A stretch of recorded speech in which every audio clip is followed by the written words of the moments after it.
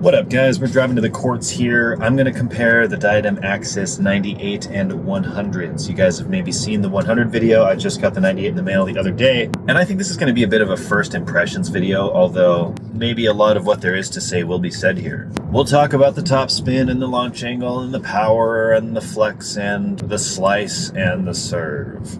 We'll just do all that stuff. Disclaimer, it's a terribly windy day, but again, this isn't like the day where I plug in my final official opinion of these rackets and how they compare. This is kind of a quick first impressions thing. I wanted to get something out there because I know that people want it, and I could make you guys wait like another week or two, or I could let you guys know what I think now and update you accordingly. You can be with me on this little journey to get to know the Axis 98 and 100. I will say this though, I am a sucker for spin, and I know that the Axis 100 gets more spin. It just does. On to the tennis courts with my Titan ball machine. All right, well this is just to give you a little taste of how windy it actually is, right? All right, it's a little windy, so sorry for that camera shake, but it is what it is. At least you're comfortable indoors, aren't you? All right, just so you know, the pink grip is the 98 and the yellow is the 100. Both are freshly strung. We have different strings though. We got a Toro Tour in the mains, that's Toro line with Wasabi X in the crosses. I strung it at 41 pounds and 39.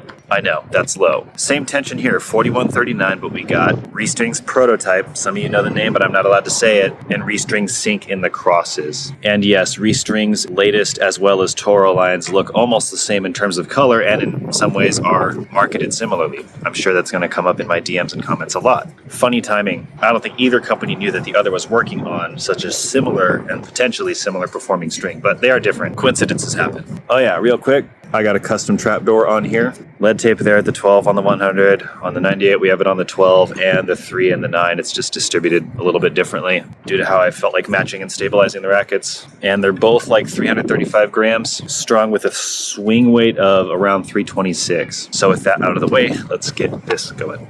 Here we go. Immediately you can see that the launch angle is decently high.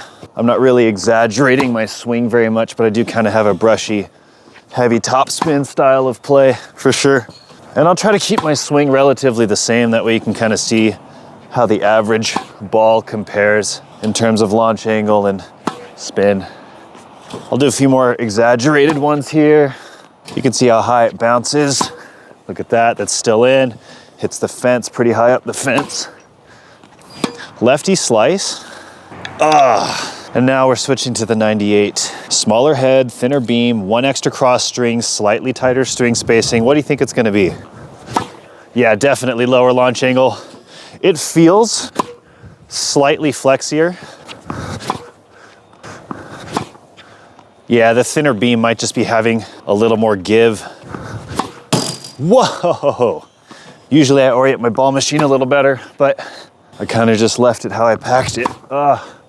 Yeah, look at these. The average ball is so much lower over the net, which is fine. A lot of people want that. Yeah, see if I exaggerate my stroke, it seems a bit more like what the average ball was like on the 100. And I'll tell you this right now, the 100 should actually have the less spinny strings on them. This string has a little bit less snapback than Sync, which has a little bit less than Zero, which has a lot. So even with the more spinny string setup, the Axis 98 noticeably has less launch angle. It's hard to tell if it has less spin exactly, but probably. All right, oh, come on, let's crush one. Let's crush one. Oh, there we go. Don't hit your ball machine. Down the line, okay. Let's do one more cross. Bad. Come on. All right, so you wanna know how it slices. You wanna know how it is on backhands. Some people score rackets based on its backhand and forehand. That's just not me. I don't think about rackets like that, I really don't. And now while I might be hitting forehands on both sides, I can hit backhands. I just really try not to. And no, my lefty is not as good as my righty, but I am committed to it. And we can still hit good forehands on the left side. Ooh, I didn't stick with it for no reason. I'm gonna adjust the ball angle a little bit. I'm gonna continue hitting with the 98 here for a minute. I think I'm a little bit less sensitive to how rackets slice because I feel like I can always find a way to hit a great slice with whatever racket. Haha. All right, that was unintentional, just trying to go right down the center and it hits my little ball hoppers. I'm trying to hit a good slice, all right? Some of these are going into the net. All right, there we go.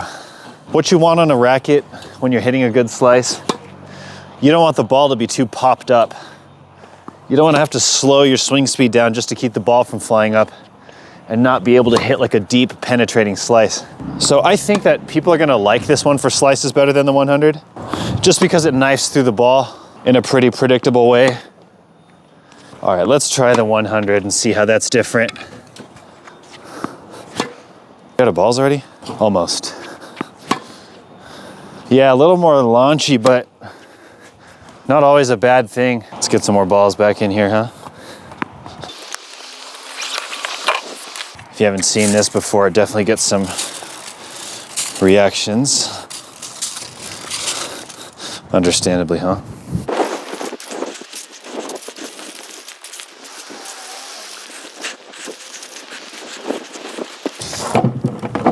Definitely my favorite way to pick up balls. I can say a couple things about backhands. One reason I switched away from the two-handed backhand is just because I feel like it's such an inferior shot mechanically in some ways. Now it's got its advantages, and having two forehands is difficult in its own way. I just feel like it has more potential theoretically. And backhands with two hands just being harder to find that brushy stroke. I did appreciate the extra lift I get from rackets that offer more spin and a higher launch angle. So if that's what you want, the 100 is going to give you that more, but I think the 98 still has plenty. But I'd rather hit forehands personally. And my ball machine apparently. Slice. Yeah, I'm just kind of used to higher launch angle rackets. Like I get not wanting to overshoot your slices. I get that, and I get how that's easier to avoid doing on denser string patterns, less launchy rackets. But at the end of the day, you just really have to get tuned to your equipment and style of racket. I just feel more tuned despite how horribly some of these shots are going because I'm talking and it's windy at the same time. But I'm just more tuned to how the ball comes off the racket on the 100, but I can't objectively tell you that it's better at hitting slices or not than the 98. These things are such personal decisions. But I think what you can say objectively is that you're gonna get more free power, maybe more spin, definitely a higher launch angle with the 100 than you would the 98. But they're both great. They're both kind of like more comfortable pure arrows. Obviously everyone's like wondering if they stole the mold from Babolat. They actually said that they started from scratch, and maybe some of the design elements just end up looking similar when you optimize for things like that. When you optimize for aerodynamics and so on, and rigidity in the right ways when you're trying to make a spin-friendly racket, it's very possible that this beam shape is just kind of the optimal beam shape. And maybe Babolat got there first and it kind of looks like everyone's copying them, but I've said this in a bunch of videos, like there's so many box beam rackets out there. Nobody's pointing at one box beam racket and accusing it of taking the beam shape that another company is identified for having. It's just kind of considered a generic beam shape, so nobody really thinks about it looking like a Wilson or whatever other brand. But the Babolats just look so different than everybody else that anyone else that dares to look more like them is probably going to be criticized of copying Babolat. And let's not forget that Procanics actually designed the Pure Drive for Babolat. I think I'm going to skip serves today, but I'll save that for the next video. If you want to see me serving with the Axis 100, that is in my Axis 100 review video. Yeah, it's just an annoying day outside. The weather's kind of awful. And this is supposed to be a quick first impressions video. I don't want it to drag on too long, but I will do a follow-up. I think this will have the expected differences based on everything I'm interpreting so far. Yeah, I suppose that's it. If you guys want discounts on these strings and to support the channel, links for that are below. I also have coverage in Europe now. So whether you're in the United Kingdom or the EU, I got options for you. I got a couple options. So look at the links and see which ones have the most competitive shipping options for you, or whatever else. Maybe they're selling something that you want to buy and bundle. Whatever your situation is, I probably have a link that works better for you than other links. So check them out. And in America, if you want to get these Diadem rackets, you can get 10% off with my code. And I should have coverage for that in Europe sometime soon, but a Tennis Rackets EU link, which I also have for Toro line and Restring below, will also work for Diadem, although only in Portugal. for now. So with that said, I suppose that concludes the review for now. Let me know if you have questions. I can answer more questions in the comments or in a future video. That is the Titan ball machine, easily one of the best ball machines ever. I'm not really showing it off today, but it's a great ball machine. And this ball hopper is also by Titan. You can just imagine how much of a nice time saver it is. It's very portable. It just quickly folds and unfolds like that. And picking up balls can actually be a good time. All right, I don't feel like I said everything that there is to be said, but we're keeping this one short, and I will come back to questions for a future video. I appreciate you guys watching, and I think I'm just gonna chill and hit a few more balls. I also have to work on getting to know these strings, the latest from Tourline and Restrings prototype. And I have a new ball machine that I will be reviewing soon, so we're busy. All right, I'll see you guys in the next one. Thank you so much for watching and the support. Using my codes and my links. Check them out, DM me anytime you got questions about them. Happy to chat, and I will see you guys in a future video. All right, bye for now.